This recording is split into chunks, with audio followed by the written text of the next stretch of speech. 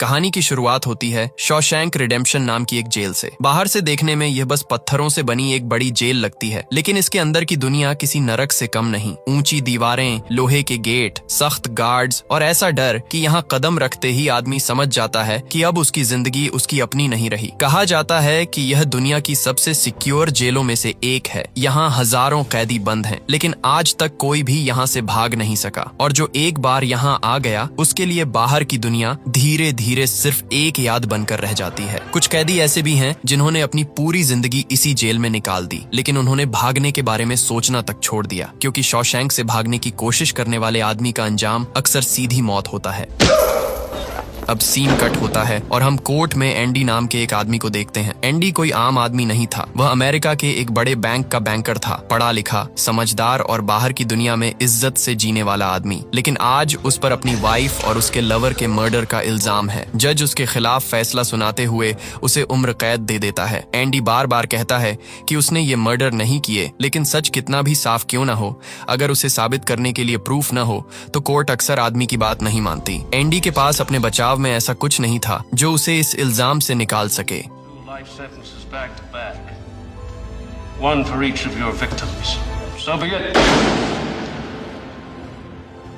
और इसी वजह से उसे भेज दिया जाता है शॉशैंक, उस जगह जहां उम्मीद भी धीरे धीरे दम तोड़ देती है। एंडी के साथ और भी कई नए कैदी जेल में लाए जाते हैं। जैसे ही ये लोग अंदर पहुंचते हैं, पहले से मौजूद पुराने कैदियों के बीच हमेशा की तरह एक अजीब खेल शुरू हो जाता है। वे आपस में शर्त लगाते हैं कि आज रात नए आए लोगों में से सबसे पहले कौन टूटेगा, कौन रोएगा, कौन घर जाने की भीख मांगेगा। इसी भीड़ में रेड नाम का एक पुराना कैदी एंडी पर दांव लगाता है। उसे लगता है कि एंडी बहुत सीधा साधा है, शायद किसी आरामदायक जिंदगी से आया है और उसने कभी असली तकलीफ देखी ही नहीं। इसलिए रेड को पूरा यकीन था कि रात होते ही यही आदमी सबसे पहले ब्रेक डाउन करेगा। कुछ देर बाद सभी नए कैदियों को लाइन से अंदर लाया जाता है और एक एक करके उनके सेल में बंद कर दिया जाता है। बाहर से लोहे के दरवाजे बंद होते हैं और उसी के साथ जैसे उनकी पुरानी जिंदगी भी बंद हो जाती है। रात गहरी होने लगती है और तभी पुराने कैदी शोर मचाना शुरू कर देते हैं। वे चिल्लाते हैं, हंसते हैं, ताने मारते हैं, नए कैदियों को डराते हैं ताकि उनमें से कोई टूट जाए। आखिरकार वही होता है जिसका सबको इंतजार था। नए आए कैदियों में से एक आदमी रोने लगता है। वह फूट फूट कर कहता है कि उसे घर जाना है। उसकी आवाज में ऐसा डर होता है जो सीधे अंदर तक लग जाए।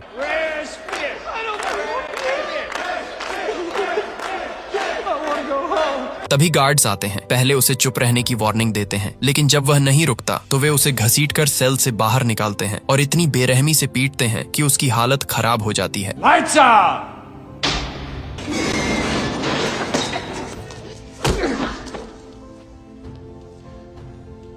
दूसरी तरफ रेड अपना दांव हार जाता है, क्योंकि जिस आदमी पर उसने सबसे पहले टूट जाने का अंदाजा लगाया था, वही पूरी रात बिना एक आवाज किए चुप बैठा रहता है। एंडी न रोता है, न चिल्लाता है, न दया मांगता है। वह बस खामोश रहता है। और उसी पल रेड पहली बार समझता है कि ये आदमी बाहर से चाहे जितना शांत दिखता हो, अंदर से उतना कमजोर बिल्कुल नहीं है। उसी एक रात के बाद रेड को समझ आ गया कि एंडी बाहर से जितना शांत दिखता है, अंदर से उतना ही स्ट्रांग है। इसलिए अगले दिन वह शर्त हारने के बाद अपने साथी को सिगरेट का पूरा डिब्बा दे देता है। वहीं दूसरी तरफ एंडी अकेला चुपचाप अपना ब्रेकफास्ट कर रहा होता है। वह ज्यादा बोलता नहीं, लेकिन हर चीज को बहुत ध्यान से देख रहा होता है। इसी दौरान उसकी मुलाकात जेल के सबसे पुराने कैदी ब्रुक्स से होती है। ब्रुक्स उन लोगों में से था जिसने अपनी जिंदगी का बहुत बड़ा हिस्सा इसी जेल में गुजार दिया था। एंडी धीरे धीरे उससे बात शुरू करता है और समझदारी से जेल के रूल्स, यहाँ के लोगों और अंदर चलने वाले सिस्टम के बारे में जानने की कोशिश करता है। ब्रुक्स उसे एक जरूरी बात बताता है। अगर बाहर से कोई छोटी मोटी चीज मंगवानी हो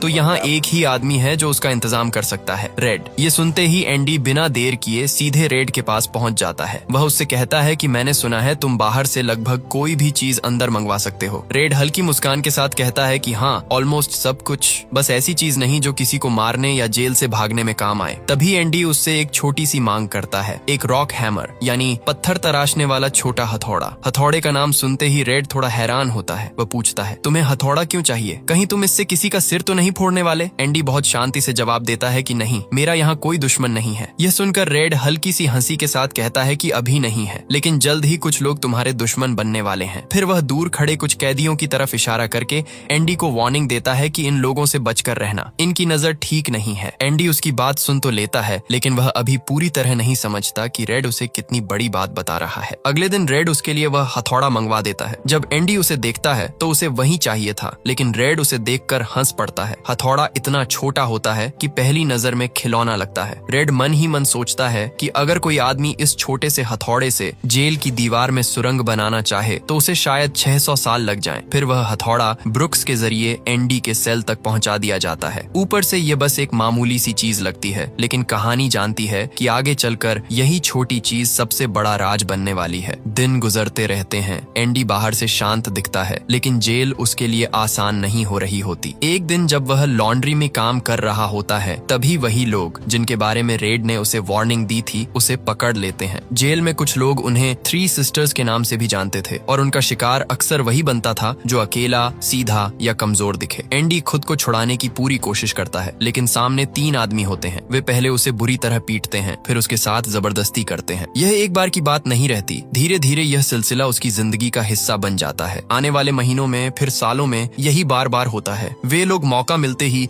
एंडी को घेर लेते, मारते और उसके साथ गलत करते। उसके शरीर पर हमेशा चोट के निशान रहते। कई बार लगता था कि अगर यह सब और लंबा चला तो वह अंदर से पूरी तरह टूट जाएगा। लेकिन एंडी की सबसे बड़ी बात यही थी कि जितना वह बाहर से खामोश दिखता था, अंदर से उतना ही जिद्दी था। वह झुकता जरूर था, लेकिन पूरी तरह टूटता नहीं था। इसी तरह लगभग 2 साल बीत जाते हैं। फिर जेल में एक अनाउंसमेंट होता है कि छत की मरम्मत के लिए कुछ कैदियों की जरूरत है। यह काम छोटा नहीं था, क्योंकि इसका मतलब था कुछ देर खुले आसमान के नीचे रहना, जेल के रूटीन से थोड़ी राहत मिलना और दूसरे कामों से अलग एक मौका मिलना। कैदियों की एक टीम तैयार की जाती है जिसमें रेड और एंडी दोनों शामिल होते हैं। सब लोग अपने अपने काम में लग जाते हैं, लेकिन वहाँ उन सबकी देखरेख कर रहा होता है एक बहुत सख्त सिक्योरिटी गार्ड, हैडली। ये वही आदमी था जिसकी एक छोटी सी नाराजगी भी किसी कैदी को अस्पताल पहुंचा सकती थी, और यहीं से एंडी की जिंदगी का अगला बड़ा मोड़ शुरू होने वाला था। हैडली उन गार्ड्स में से था जिनके सामने कैदी सीधे खड़े होने से भी डरते थे। जरा सी गलती पर वह किसी को भी बुरी तरह पीट सकता था। उसी दिन जब सभी लोग छत पर काम कर रहे थे, हैडली अपने साथियों से परेशान होकर अपने भाई द्वारा छोड़ी गई रकम का जिक्र कर रहा था। उसका भाई हाल ही में मर गया था और पीछे कुछ पैसे छोड़ गया था। समस्या यह थी कि अगर वह रकम सीधे अपने खाते में डालता तो सरकार टैक्स के नाम पर उसका बड़ा हिस्सा काट लेती। बाकी कैदी बस यह बात सुन रहे थे, लेकिन एंडी के लिए यह कोई साधारण बात नहीं थी। वह एक बैंकर था। पैसों, खातों और टैक्स के खेल को वह अच्छी तरह समझता था। कुछ सेकंड सोचने के बाद एंडी सीधे हैडली के पास पहुंच जाता है। उसकी पहली ही बात ऐसी होती है कि हैडली गुस्से से भर उठता है। वह एंडी को पकड़कर छत के किनारे ले जाता है और एक पल के लिए लगता है कि अब वह उसे नीचे फेंक देगा, लेकिन उसी समय एंडी बहुत शांति से उसे समझाता है कि अगर वह अपनी पत्नी पर भरोसा करता है तो अपने भाई की रकम उसके नाम ट्रांसफर करके टैक्स से बच सकता है। वह पूरा तरीका उसे साफ साफ बताता है और साथ ही यह भी कहता है कि अगर वह बाहर किसी वकील के पास जाएगा तो उसे काफी पैसे देने पड़ेंगे, लेकिन वह यह काम उसके लिए मुफ्त में कर सकता है। हैडली धीरे धीरे शांत होता है। अब उसके गुस्से की जगह दिलचस्पी ले लेती है। वह एंडी से पूछता है, बदले में तुम्हें क्या चाहिए? और यहीं एंडी अपनी असली सोच दिखाता है। वह अपने लिए कुछ नहीं मांगता। वह बस इतना कहता है कि जब काम हो जाए तो मेरे दोस्तों को बियर पिला देना। अगले दिन वही होता है। छत पर बैठे कैदी ठंडी बियर पी रहे होते हैं। धूप पड़ रही होती है,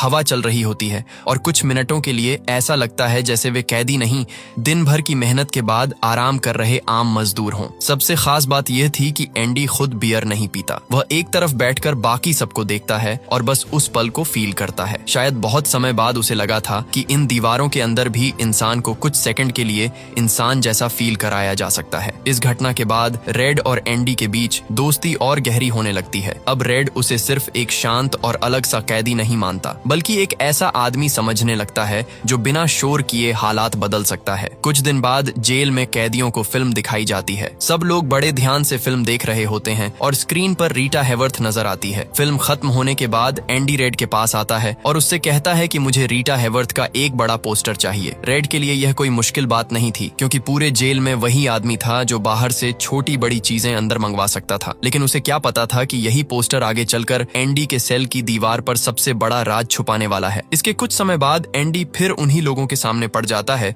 जो लंबे समय से उसे परेशान कर रहे थे। वे उसे अपने साथ चलने को कहते हैं, हैं, लेकिन इस बार एंडी पहले जैसा चुप नहीं रहता। वह साफ मना कर देता है। बस फिर क्या था, तीनों उस पर टूट पड़ते हैं। एंडी पूरी ताकत से उनका मुकाबला करता है, लेकिन अकेला आदमी 3 लोगों के सामने ज्यादा देर तक टिक नहीं सकता था। वे उसे बुरी तरह पीटते हैं। इस बार वे अपनी गंदी मंशा पूरी तो नहीं कर पाते, लेकिन एंडी को इतना मारते हैं कि वह पूरे 1 महीने के लिए अस्पताल पहुंच जाता है। जेल के अंदर यह बात फैल जाती है कि इस बार मामला बहुत आगे निकल गया। जिस आदमी की वजह से एंडी अस्पताल पहुंचा था, उसे पहले 1 हफ्ते के लिए काल कोठरी में डाला जाता है, लेकिन असली हिसाब उसके बाद होता है। जब वह वापस अपने सेल में आता है तो वहाँ वही ऑफिसर मौजूद होता है जिसकी रकम बचाने में एंडी ने मदद की थी। उसे किसी ने बता दिया था कि एंडी की यह हालत किसने की है। फिर जो होता है उसके बाद वह आदमी जिंदगी भर याद रखने लायक सबक सीखता है। उस ऑफिसर की मार इतनी खतरनाक होती है कि वह हमेशा के लिए बेकार हो जाता है। उसी दिन के बाद एंडी को तंग करने वाला वह गिरोह पहले जैसा खौफनाक नहीं रह जाता। 1 महीने बाद जब एंडी अस्पताल से लौटता है तो उसे अपने सेल में रीटा हैवर्थ का बड़ा पोस्टर मिलता है। ये रेड की तरफ से वेलकम गिफ्ट था। बाहर से ये बस एक फिल्म स्टार का पोस्टर लगता था, लेकिन धीरे धीरे यही पोस्टर एंडी की कोठरी की दीवार पर सबसे जरूरी चीज बन जाता है। दिन आगे बढ़ते हैं और फिर एक दिन जेल का वार्डन खुद एक गार्ड को साथ लेकर एंडी के सेल में आता है। ऊपर से ये सिर्फ एक तलाशी लगती है, लेकिन असल में यह मुलाकात किसी और वजह से थी। वार्डन अब तक जान चुका था कि एंडी उसके बहुत काम आ सकता है। गार्ड सेल की एक एक चीज चेक करते हैं, लेकिन उन्हें कुछ नहीं मिलता। आखिर में वार्डन की नजर सामने लगे पोस्टर पर जाती है। वह हल्का सा देखकर कहता है कि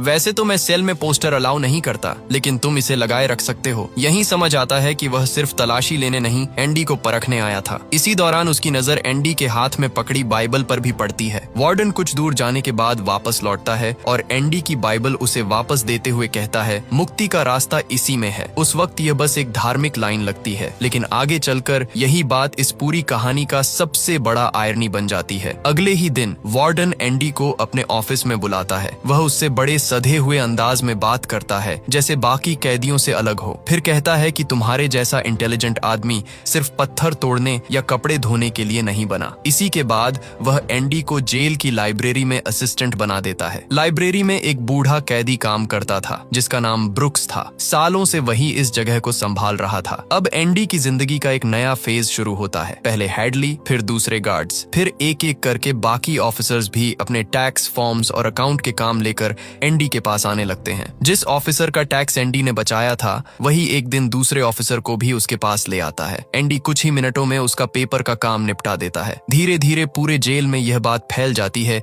कि यह आदमी सिर्फ पढ़ा लिखा नहीं, बहुत काम का भी है। अब एंडी का काम बढ़ता चला जाता है। वह लाइब्रेरी संभालता है, ऑफिसर्स के फॉर्म्स भरता है, टैक्स रिटर्न करता है और साथ ही साथ लाइब्रेरी को बेटर बनाने के लिए बाहर लेटर्स भी लिखता रहता है। वह बार बार बुक्स और फंड मांगता है, क्योंकि उसे पता था कि इंसान से सब कुछ छीन लो, लेकिन अगर उसके पास पढ़ने को कुछ बचा हो तो उसका दिमाग पूरी तरह से बंद नहीं होता। काम इतना बढ़ जाता है कि आखिरकार एंडी अपने सबसे अच्छे दोस्त रेड को भी अपने पास असिस्टेंट बना लेता है। फिर एक दिन लाइब्रेरी में अचानक ऐसा कुछ होता है जिसकी किसी को उम्मीद नहीं थी। ब्रुक्स एक कैदी के गले पर चाकू रख देता है और धमकी देता है कि अगर कोई आगे बढ़ा तो वह उसका गला काट देगा। पहली नजर में लगता है कि बूढ़ा आदमी पागल हो गया है, लेकिन असली वजह कुछ और थी। ब्रुक्स की रिहाई मंजूर हो चुकी थी। वह जेल छोड़ने वाला था और यही बात उसे अंदर से तोड़ रही थी। उसने अपनी जिंदगी के 50 साल इसी जेल में गुजारे थे। उसके लिए यही असली दुनिया बन चुकी थी। बाहर की दुनिया कैसी होती है वह लगभग भूल चुका था। उसे लग रहा था कि अगर वह किसी का खून कर देगा तो उसकी सजा बढ़ जाएगी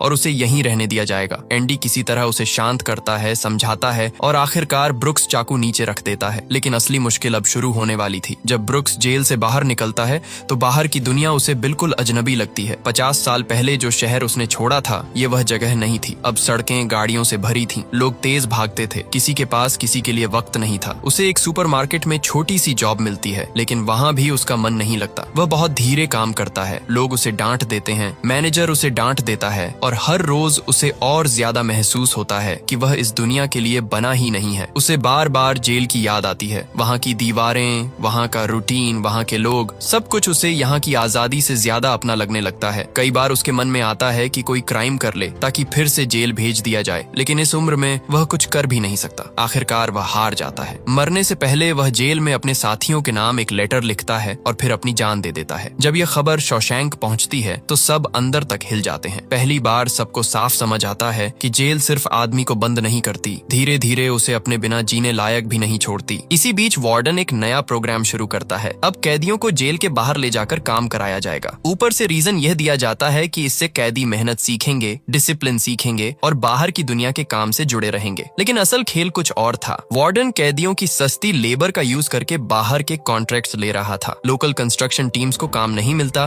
क्योंकि वार्डन आधी कीमत पर वही काम अपने कैदियों से करवा देता है। कैदियों को कोई प्रॉपर मजदूरी नहीं मिलती, लेकिन वार्डन बहुत सारा पैसा बनाता है। यही उसका ब्लैक मनी था और अब इस पूरे खेल को संभालने के लिए उसके पास एंडी जैसा परफेक्ट आदमी था। एंडी जो बाहर बैंक में काम कर चुका था, बहुत स्मार्ट तरीके से वार्डन का सारा ब्लैक मनी घुमा देता है। वह कागजों में एक ऐसा आदमी बना देता है जो असल दुनिया में है ही नहीं। उसी फेक आइडेंटिटी के नाम पर अकाउंट्स खुलवाता है, पैसे ट्रांसफर करता है, रिकॉर्ड्स बनाता है और सब कुछ इतनी सफाई से करता है कि अगर कल को पुलिस तक बात पहुंच भी जाए तो वह एक ऐसे आदमी को ढूंढ रही होगी जो कभी पैदा ही नहीं हुआ। बाहर से देखो तो एंडी अब वार्डन के लिए बहुत काम का कैदी बन चुका था, लेकिन अंदर ही अंदर वह हर चीज याद भी रख रहा था। फिर जेल में एक नया कैदी आता है, टॉमी। वह जवान है, एनर्जेटिक है और काफी फ्रेंडली नेचर का है। छोटी उम्र में ही वह कई जेलें देख चुका होता है, इसलिए शॉशैंक में घुसते ही उसकी कई लोगों से दोस्ती हो जाती है। खाने की टेबल पर बैठकर वह हंसते हंसते बताता है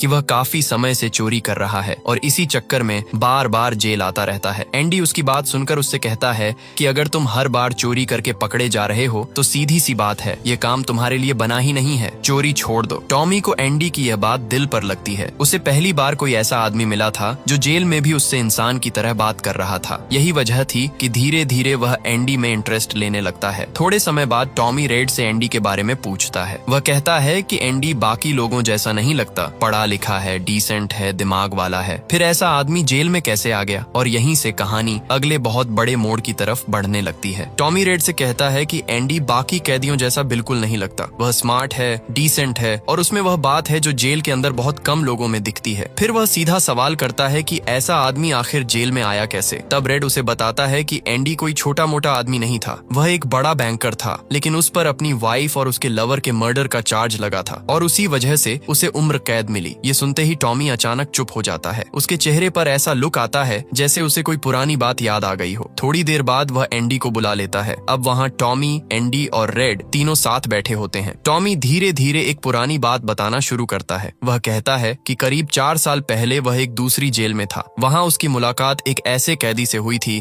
जो अपने क्राइम्स को बड़ा चढ़ाकर सुनाने में मजा लेता था। एक दिन उसने गर्व से बताया कि वह एक घर में चोरी करने गया था, लेकिन अंदर मामला बिगड़ गया। घर का आदमी जाग गया और पकड़े जाने के डर से उसने उस आदमी को भी मार दिया और उसकी पत्नी को भी। बाद में उसे पता चला कि वे दोनों हस्बैंड वाइफ नहीं बल्कि लवर्स थे और वह औरत किसी बड़े बैंकर की पत्नी थी। फिर कुछ समय बाद जब टॉमी ने अखबार में उसी केस की खबर पढ़ी तो उसे मालूम हुआ कि पुलिस ने उन दोनों के मर्डर का ब्लेम उस बैंकर पर डाल दिया और उसे जेल भेज दिया। यह सब सुनते ही एंडी को समझ आ जाता है कि वह शुरू से बेगुनाह था। जिस गुनाह की सजा वह इतने सालों से काट रहा था वह उसने किया ही नहीं था। ये बात पता चलने के बाद एंडी के अंदर सालों बाद पहली बार सच में उम्मीद जागती है। वह तुरंत वार्डन के पास जाता है और उसे पूरी बात बताता है। वह चाहता है कि केस दोबारा खुले, सच्चाई सामने आए और उसे आजादी मिले। लेकिन वार्डन कोई बेवकूफ आदमी नहीं था। वह जानता था कि एंडी सिर्फ एक कैदी नहीं, उसकी पूरी काली कमाई का दिमाग है। वही आदमी उसके ब्लैक मनी को सेफ रखता है, उसके फेक रिकॉर्ड संभालता है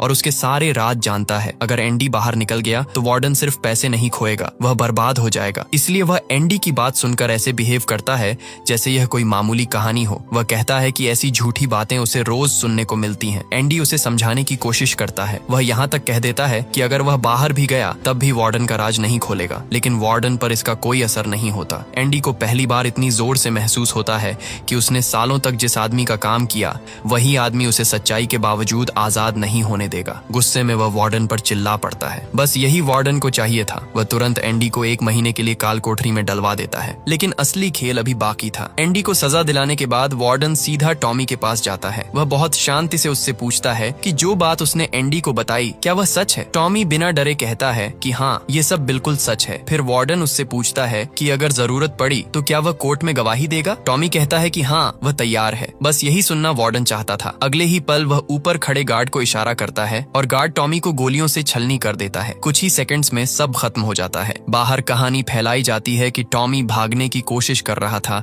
इसलिए उसे मारना पड़ा। लेकिन सच्चाई यह थी कि वार्डन ने अपने राज बचाने के लिए एक और आदमी की जान ले ली थी। इसके बाद वार्डन वापस एंडी के पास जाता है और बहुत ठंडे चेहरे के साथ उसे बताता है कि टॉमी भागते चिल्लाते हुए मारा गया। एंडी सब समझ जाता है। अब उसके लिए कोई डाउट नहीं बचता। वह जान जाता है कि वार्डन कितना घटिया और खतरनाक आदमी है। गुस्से में वह साफ कह देता है कि आज के बाद वह उसका कोई काम नहीं करेगा, लेकिन वार्डन उसे भी अपने तरीके से तोड़ने की कोशिश करता है। वह कहता है कि काम तो तुम्हें करना ही पड़ेगा, वरना मैं इस जेल को तुम्हारे लिए सचमुच नरक बना दूंगा। इतना कहकर वह जाते जाते गार्ड को ऑर्डर देता है कि एंडी को 1 और महीने के लिए काल कोठरी में डाल दिया जाए। काल कोठरी शॉशैंक की सबसे डरावनी जगहों में से एक थी। छोटा सा अंधेरा कमरा जहां आदमी दिन नहीं देखता, सिर्फ समय को घुटते हुए महसूस करता है। एंडी 1 महीना पहले ही वहां काट चुका था और अब उसे 1 और महीना उसी काले अंधेरे में बिताना था। बाहर जेल में धीरे धीरे यह बात फैल जाती है कि एंडी उस गुनाह की सजा काट रहा है जो उसने किया ही नहीं। कैदियों के बीच उसके लिए दुख भी होता है और गुस्सा भी, लेकिन शॉशैंक में सच्चाई जान लेने से कुछ बदलता नहीं जब तक पावर किसी और के हाथ में हो। पूरे 2 महीने काल कोठरी में गुजारने के बाद जब एंडी बाहर आता है तो रेड उसके पास आता है। दोनों के बीच एक अजीब सी खामोशी होती है। तभी एंडी रेड से पूछता है कि क्या तुम कभी इस जेल से बाहर निकल पाओगे? रेड कड़वी हंसी के साथ कहता है कि हाँ, शायद तब जब वह इतना बूढ़ा हो जाएगा कि उसका दिमाग काम करना बंद कर देगा। तब एंडी पहली बार अपने उस सपने की बात खुलकर करता है जिसे वह इतने समय से अपने अंदर छिपा कर बैठा था। वह कहता है कि वह एक दिन यहाँ से निकलेगा और मेक्सिको जाएगा, समुद्र किनारे एक खूबसूरत सी जगह पर रहेगा, एक छोटा सा रेस्टोरेंट खोलेगा, पुरानी बोट को रिपेयर करेगा और वहाँ एक ऐसे आदमी की जरूरत होगी जो उसके लिए बाहर से सामान लाया करे। बात साफ थी, वह रेड की तरफ इशारा कर रहा था, लेकिन रेड उसकी बात सुनकर खुश नहीं होता। वह उसे रोकता है, कहता है कि उम्मीद बहुत खतरनाक चीज होती है, यह इंसान को पागल कर देती है। शॉशैंक जैसी जगह में अगर आदमी बहुत ज्यादा उम्मीद पाल ले तो वह सच से कट जाता है। रेड चाहता है कि एंडी अपने सपनों को छोड़ दे और रियलिटी में जीना सीखे। वह कहता है कि मेक्सिको बहुत दूर है और शॉशैंक की दीवारें उससे भी ज्यादा मजबूत हैं। ये कहकर रेड वहां से जाने लगता है, लेकिन एंडी उसे रोक लेता है। वह उससे कहता है कि अगर तुम कभी इस जेल से बाहर निकले तो मेरे लिए एक काम जरूर करना। रेड बिना ज्यादा सोचे हाँ कर देता है। तब एंडी उसे एक जगह के बारे में बताता है। वह कहता है कि एक बड़े खुले मैदान के पास एक खूबसूरत पेड़ है, उसी जगह के नीचे मैंने कभी अपनी वाइफ को प्रपोज किया था। वहाँ पास ही पत्थरों की एक छोटी सी दीवार है, उस दीवार में तुम्हें एक काला पत्थर मिलेगा और उसके नीचे मैंने एक बॉक्स छिपाया है। जब भी तुम रिहा हो जाओ वहाँ जाकर उसे देखना। एंडी ये सब बहुत शांति से कहता है, लेकिन उसकी बातों में कुछ ऐसा था जिसने रेड को और बेचैन कर दिया। उसे लगने लगा कि एंडी शायद अंदर ही अंदर कुछ बड़ा सोच रहा है। इसके बाद एंडी सीधा वार्डन के पास जाता है और हमेशा की तरह उसका सारा काम खत्म करता है। वह पेपर्स, रिकॉर्ड्स और डॉक्यूमेंट्स को संभाल कर एक खास तिजोरी में रखता है। काम खत्म होने के बाद वार्डन उसे अपने कपड़े देता है और कहता है कि इन्हें प्रेस करवा देना और मेरे जूतों को ऐसे चमकाना कि उनमें चेहरा दिखे। एंडी चुपचाप सब ले लेता है और वापस अपने सेल में लौट आता है। बाहर से सब कुछ बिल्कुल नॉर्मल लगता है, लेकिन उसी रात बहुत कुछ बदलने वाला होता है। उधर रेड पूरी रात बेचैन रहता है। उसे बार बार यही डर सताता है कि एंडी कहीं खुद को नुकसान न पहुंचा दे। काल कोठरी, टॉमी की मौत और वार्डन की गंदगी, ये सब किसी भी आदमी को तोड़ सकता था। रात किसी तरह कटती है और सुबह हो जाती है। रोज की तरह सेल खुलते हैं, कैदी बाहर निकलते हैं, गिनती शुरू होती है। लेकिन इस बार एक अजीब बात होती है, एंडी अपने सेल से बाहर नहीं आता। 20 साल में पहली बार ऐसा हुआ था कि वह सुबह लाइन में दिखाई नहीं दिया। रेड की बेचैनी और बढ़ जाती है। अब उसे सच में लगने लगता है कि कहीं एंडी ने कुछ कर तो नहीं लिया। तभी एक गार्ड गुस्से में एंडी के सेल की तरफ बढ़ता है। वह दरवाजा खोलता है और अगले ही पल उसकी आंखें फैल जाती हैं। अंदर कोई नहीं होता, सेल खाली था। एंडी वहां से गायब हो चुका था। उसी वक्त पूरे जेल में सायरन बज उठता है। वार्डन भागता हुआ एंडी के सेल तक पहुंचता है, लेकिन उसे अभी तक समझ नहीं आ रहा होता कि आखिर हुआ क्या है। रात को जब एंडी उसका काम खत्म करके गया था तब वह चुपचाप वार्डन के चमकदार जूते पहन चुका था और अपने पुराने घिसे हुए जूते उसके शू बॉक्स में छोड़ गया था। सिर्फ इतना ही नहीं, उसने वार्डन की सीक्रेट सेफ से असली ब्लैक मनी वाले रिकॉर्ड्स भी निकाल लिए थे और उनकी जगह अपनी पुरानी बाइबल रख दी थी। लेकिन वार्डन को इस खेल का अंदाजा अभी तक नहीं था। एंडी का सेल खाली देखकर वार्डन के होश उड़ जाते हैं। वह गुस्से में गार्ड्स पर चिल्लाता है और तुरंत रेड को बुलाने का ऑर्डर देता है, क्योंकि उसे पता था कि अगर जेल में एंडी किसी पर ट्रस्ट करता था तो वह रेड ही था। रेड को सामने लाया जाता है। वार्डन उस पर बरस पड़ता है और पूछता है एंडी कहाँ गया। रेड साफ कहता है कि उसे कुछ नहीं पता। यह सुनकर वार्डन और भी पागल हो जाता है। गुस्से में वह कमरे में पड़ा पत्थर उठाकर इधर उधर फेंकने लगता है। फिर एक पत्थर वह दीवार पर लगे पोस्टर पर मारता है, लेकिन इस बार कुछ अजीब होता है। पत्थर टकराकर नीचे नहीं गिरता, वह पोस्टर के आर पार चला जाता है। बस यही वह पल था जब सबकी सांस अटक जाती है। वार्डन आगे बढ़ता है, हाथ अंदर डालता है और अगले ही सेकंड पोस्टर फाड़ देता है। पीछे जो दिखता है उसे देखकर हर कोई दंग रह जाता है। दीवार के अंदर एक लंबी सुरंग बनी हुई थी। सबके होश उड़ जाते हैं। इतनी मजबूत दीवार के अंदर इतनी बड़ी सुरंग मांग, वह भी बिना किसी मशीन के। ये सोच पाना ही मुश्किल था, लेकिन एंडी ने वही कर दिखाया था जो नामुमकिन लगता था। बाद में सबको पता चलता है कि यह काम 1-2 दिन का नहीं, पूरे 20 साल का था। वही छोटा सा रॉक हैमर जिसे रेड ने कभी मजाक समझकर मंगवाया था, एंडी का सबसे बड़ा हथियार बन गया। उसी से वह सालों तक अपनी सेल की दीवार को थोड़ा थोड़ा काटता रहा। दीवार का सीमेंट पुराना और कमजोर था। एंडी जियोलॉजी समझता था, इसलिए उसने बहुत पहले ही पकड़ लिया था कि यहीं से रास्ता बन सकता है। जो मिट्टी निकलती वह उसे अपनी जेब में भरकर धीरे धीरे यार्ड में गिरा देता, ताकि किसी को शक न हो। बाहर से दीवार वैसी की वैसी दिखती रही और अंदर आजादी का रास्ता बनता रहा। फिर गार्ड्स उस जगह तक पहुंचते हैं जहां से एंडी बाहर निकला था। वहां उन्हें उसके पुराने कपड़े मिलते हैं और वही घिसा हुआ छोटा हथौड़ा भी, जिसने 20 साल तक पत्थर को हराया और आखिरकार एक आदमी को आजादी दे दी। अब कहानी हमें पिछली रात में ले जाती है। हम देखते हैं कि एंडी उसी सुरंग से रेंगता हुआ बाहर निकलता है। वह रास्ता सीधा जेल के बड़े सीवर पाइप तक जाता था। रात का अंधेरा, तेज बारिश और चारों तरफ सन्नाटा। एंडी एक पत्थर से पाइप तोड़ता है और उस सड़े हुए बदबूदार नाले में घुस जाता है। वह पाइप इतनी लंबी थी कि किसी भी आदमी की हिम्मत बीच में जवाब दे जाए, लेकिन एंडी रुकता नहीं। कीचड़, गंदगी, घुटन और बदबू के बीच वह रेंगता ही जाता है और आखिरकार जेल की बाउंड्री के बाहर एक नदी में गिरता है। बाहर निकलते ही वह अपने दोनों हाथ आसमान की तरफ उठा देता है। तेज बारिश उसके ऊपर बरस रही होती है, लेकिन वह अब सिर्फ भीग नहीं रहा था। वह जैसे 20 साल की कैद अपने बदन से धो रहा था। वही उसकी असली मुक्ति थी। अगली सुबह जब जेल के अंदर हड़कंप मचा होता है, उसी समय एंडी एक साफ सुथरे सूट में बैंक पहुंचता है। अब वह एंडी डुफ्रेन नहीं, बल्कि वही फेक आदमी था जिसे उसने सालों तक कागजों पर जिंदा रखा था। Randall Stephens. बैंक के रिकॉर्ड्स, सिग्नेचर्स, अकाउंट्स, पूरा खेल उसी ने बनाया था। इसलिए एक एक करके वह कई बैंक्स में जाता है और वार्डन का सारा ब्लैक मनी निकाल लेता है, लगभग $3,70,000। जाते जाते वह एक पार्सल भी भेजता है जिसमें वार्डन के खिलाफ सारे सबूत और रिकॉर्ड्स होते हैं। वह पार्सल सीधा पुलिस और न्यूज़पेपर ऑफिस तक पहुंचने वाला था। अगले ही दिन अखबारों में शॉशैंक के वार्डन और गार्ड्स की असली सच्चाई छप जाती है। पुलिस सायरन बजाती हुई जेल पहुंचती है। कैप्टन हैडली गिरफ्तार कर लिया जाता है। उधर वार्डन घबराकर अपने ऑफिस में छिपता है और अपनी सीक्रेट सेफ खोलता है, ये सोचकर कि शायद अब भी कुछ बचाया जा सकता है। लेकिन सेफ के अंदर उसे पैसे नहीं मिलते। वहां सिर्फ एंडी की पुरानी बाइबल होती है। पहले पन्ने पर एंडी का मैसेज लिखा होता है, आपने सही कहा था वार्डन, मुक्ति इसी में है। जब वार्डन बाइबल के पन्ने पलटता है तो उसका चेहरा उतर जाता है। पन्नों को काटकर अंदर वही जगह बनाई गई थी जहां एंडी सालों तक अपना रॉक हैमर छिपाकर रखता था। अब वार्डन को समझ आ जाता है कि खेल बहुत पहले उसके हाथ से निकल चुका था। बाहर पुलिस उसके ऑफिस का दरवाजा तोड़ने ही वाली होती है और उसी पल वह अपनी दराज से बंदूक निकालता है और खुद को गोली मार लेता है। कुछ समय बाद आखिरकार रेड की भी रिहाई हो जाती है, लेकिन ब्रुक्स की तरह उसे भी बाहर की दुनिया से डर लगने लगता है। इतने सालों बाद आजादी आसान नहीं लगती। बाहर की हवा खुली जरूर है, लेकिन दिल अब भी कैद में होता है। उसे लगता है कि शायद वह इस दुनिया में जी नहीं पाएगा, लेकिन तभी उसे एंडी से किया हुआ वह वादा याद आता है। रेड उस बड़े मैदान और उस खूबसूरत पेड़ को ढूंढता हुआ वहां पहुंचता है। पत्थरों की दीवार के नीचे उसे वही काला पत्थर मिलता है और उसके नीचे एक बॉक्स। उस बॉक्स में कुछ पैसे और एंडी की एक चिट्ठी होती है। उस चिट्ठी में लिखा होता है, उम्मीद एक अच्छी चीज है, शायद सबसे अच्छी, और अच्छी चीजें कभी नहीं मरती। बस फिर रेड फैसला कर लेता है। वह अपनी पुरानी जिंदगी पीछे छोड़ देता है और मेक्सिको के जिहुआतानेजो के लिए निकल पड़ता है। सीन कट होता है और हम नीले समंदर का किनारा देखते हैं। वहाँ एक पुरानी बोट के पास एक आदमी काम कर रहा होता है। रेड मुस्कुराते हुए उसकी तरफ बढ़ता है। वह आदमी पलटता है, वह एंडी था। इतने सालों के दर्द, अंधेरे, अपमान और इंतजार के बाद आखिरकार दोनों दोस्त उस जगह मिलते हैं जहाँ कोई दीवारें नहीं थीं, सिर्फ आजादी थी। और इसी खूबसूरत पल के साथ यह कहानी खत्म हो जाती है। आज भी कई लोग बिना गलती के सजा काट रहे हैं। मेरा अपना भाई योगेश पिछले 5 साल से झूठे जुर्म में जेल में है। इस केस में हमारा घर, जमीन सब बिक गया। हम अब किराए के घर में रहते हैं। माँ बीमार है, बाप भी बीमार है, और सबसे दर्द की बात यह है कि जो सच में गुनहगार हैं वो आज भी बाहर घूम रहे हैं। अगर आप भी ऐसी किसी कहानी से गुजर रहे हो तो कमेंट में जरूर बताना। 2 life sentences back to back. One for each of your victims. So be it.